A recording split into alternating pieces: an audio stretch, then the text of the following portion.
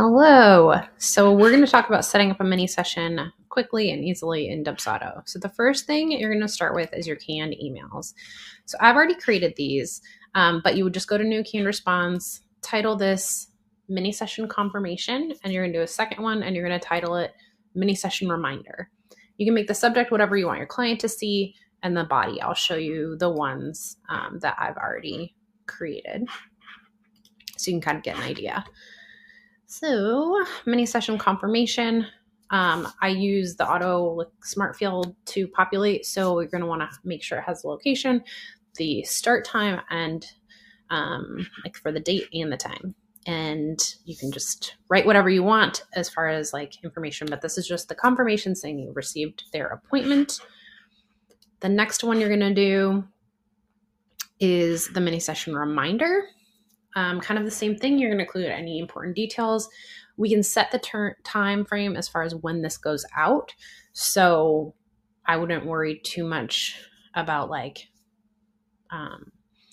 making multiple of these. I would just do one that you're going to send out maybe like a week before, 24 hours before, 48 hours before, whatever it is that you want to do as far as confirmation.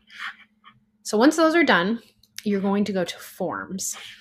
And this sounds silly probably, but the scheduler as of right now, you can attach a form to it, but you cannot attach a contract. And so you have to basically create a contract in a questionnaire type format.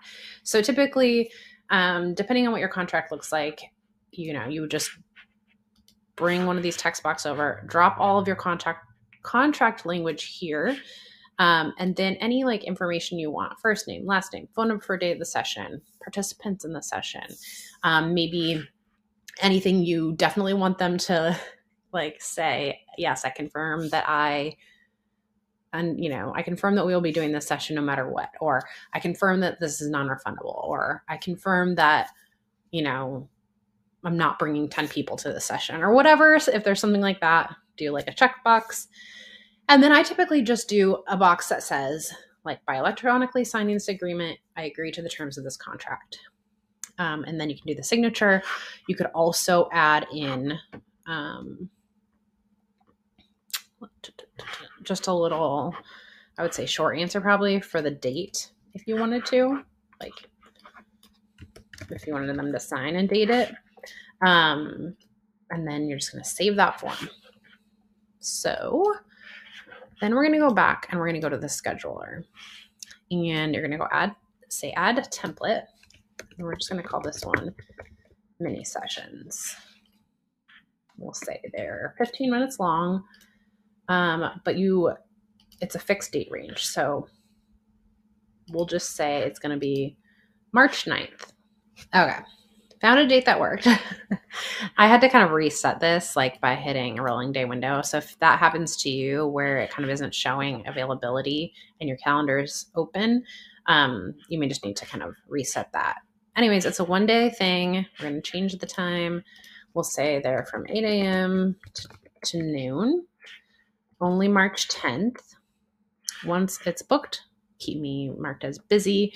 You're definitely going to want to put the location where your session is taking place, because this is going to go in that confirmation email that we set up, as well as the reminder email if you included that smart field.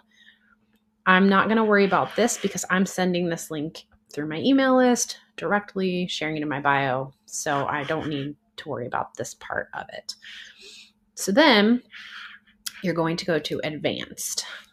This you can make, if you don't want anyone to book more than or close to the session time, you can change this to whatever. If you want a window afterwards, say you want a 5-minute window before, actually we'll do 5-minute window after. And then you can change this to the different increments. I think it's like 15, 30. It has to be like a minute increments. I think you can kind of adjust down to 1 minute if you wanted to. If you have a maximum number of appointments you want to take per day, typically for a mini session, it's a limited time frame anyways, so I don't really use it for that. And then you're going to go down here, and this is the confirmation email. So this is what we set up for the mini session. And then this is where we're going to attach that form.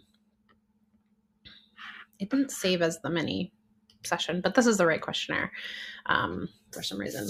But typically it would show up as what it is. And then you're going to toggle on the invoice. You're going to put in mini session, 15-minute session, 5 images.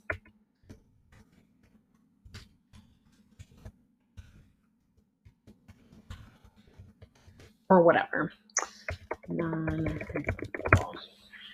And we'll say $3.50. For that, there's quantity of 1. If there's tax, whatever category you want to do, add item.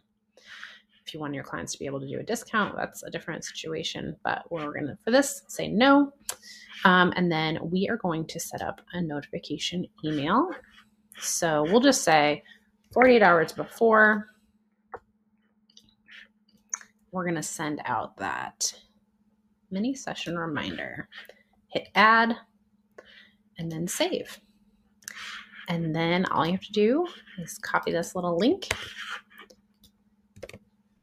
and that's what you'll share with your clients. So super easy. They'll just pick their time, hit submit and next. They'll enter